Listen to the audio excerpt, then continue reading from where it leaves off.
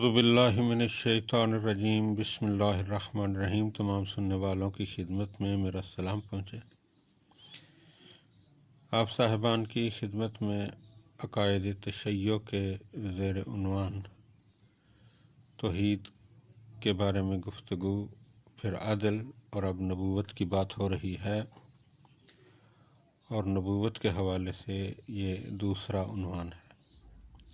اور یہ عنوان ہے کہ پیغمبروں کا بھیجنا لطف خدا بندی ہے۔ انسان عجیب و غریب مخلوق ہے، اس کے حالات بھی حیرت انگیز ہیں،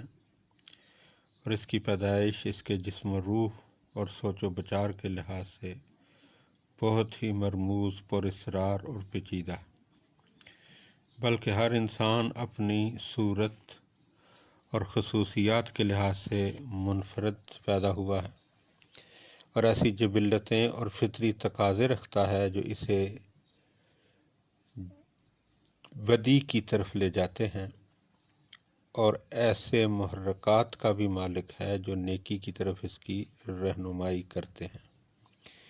ایک طرف انسان جبلتوں اور جذبوں، مثلاً خود غرضی، لالچ اور غرور کے ساتھ ساتھ نفسانی خواہشوں کا غلام ہے، اور جارحیت، توسیع پسندی، دوسروں کو محکوم بنانے اور دنیا کا مال اور شان و شوکت حاصل کرنے کے لیے تلاش اور جد و جہد میں مبتلا ہے، جیسا کہ خداوند عالم قرآن پاک میں ارشاد فرماتا ہے، ان الانسان لفی خسر، انسان گھاٹے میں ہے، سورہ عصر آیت نمبر 2۔ اور دوسرے مقام پر ارشاد پروردگار ہے، ان الانسان لیطغی ان رآہ استغنی، جب انسان اپنے آپ کو مستغنی یعنی بے نیاز پاتا ہے تو بغاوت کر اٹھتا ہے، سورہ علق آیت نمبر 6 اور 7۔ یا ان النفس لامارۃ بالسوء، انسان کا نفس اسے ہمیشہ بدی کا حکم دیتا ہے، سورہ یوسف آیت نمبر 53۔ اسی طرح دوسری آیتیں بھی بڑی وضاحت سے یہ بتاتی ہیں کہ انسان سرکش جذبات اور رجحانات کے ساتھ پیدا کیا گیا ہے۔ دوسری طرف خداوند عالم نے انسان میں عقل کی طاقت بھی رکھی ہے، جو نیکی اور اصلاح کی طرف انسان کی رہنمائی کرتی ہے۔ اسے ملامت کرنے والا نفس اور ضمیر بھی دیا ہے، جو اسے برائیوں اور ظلموں سے روکتا ہے، برے اور ناپسندیدہ کاموں کے برے نتیجے سے خبردار اور آگاہ کرتا رہتا ہے۔ انسان کے وجود میں ہمیشہ نفسانی خواہشات اور میلانات کا عقل اور سوچ کی قوت سے جھگڑا رہتا ہے۔ جو شخص اپنی عقل کو جذبات پر غالب رکھتا ہے، وہ بلند مقام پر فائز اور ان لوگوں کی صف میں شمار ہوتا ہے جو شرافت اور اخلاق کی راہ میں قدم رکھتے ہیں، روحانیت میں درجہ کمال کو پہنچ گئے ہیں۔ اور جو شخص اپنے نفسانی میلانات اور خواہشات کو عقل اور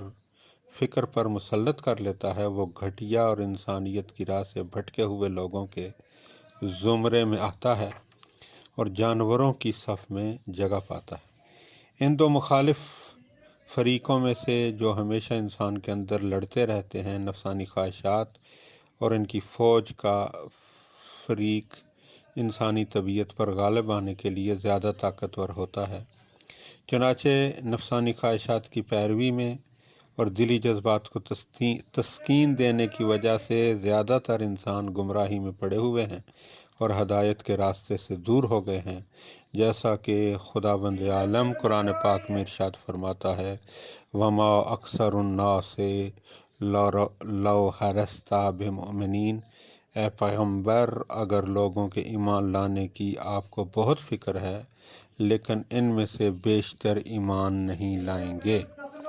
اس کے علاوہ ان چیزوں کے متعلق جو انسان کو گھیرے ہوئے ہیں یا جنہیں وہ خود بناتا ہے، اس کی معلومات کی کمی اور ان کے تمام رازوں اور پوشیدہ حقیقتوں سے اس کی ناواقفیت کی وجہ سے وہ اس قابل نہیں ہے کہ نفع نقصان کے اسباب پہچان سکے اور اپنی خوش بختی اور بدبختی کی وجوہ سمجھ سکے۔ نہ وہ ایسی باتیں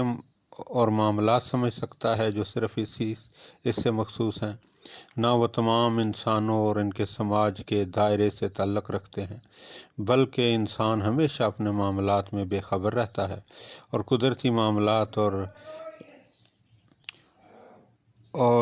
مادی مظاہر کو پہچاننے کے لیے جتنا آگے بڑھتا ہے، اس کی ناواقفیت بھی بڑھتی جاتی ہے اور وہ اپنے علم کی کمی کو زیادہ محسوس کرنے لگتا ہے۔ اس بنا پر انسان نیکی کے بلند درجے حاصل کرنے کے لیے ان لوگوں کا سخت محتاج ہے جو اسے نیکی اور ہدایت کا روشن راستہ دکھائیں، تاکہ ان کی رہنمائی کے سائے میں وہ اپنی عقل کی قوت کو مستحکم بنا کر نفس جیسے ڈھیٹ دشمن پر اس وقت فتح حاصل کرے جب کہ وہ اپنے آپ کو عقل اور خواہشات کے درمیان سخت مقابلے کی صورتحال میں پھنسا ہوا پاتا ہے۔ اللہم صلی علی محمد و آل محمد۔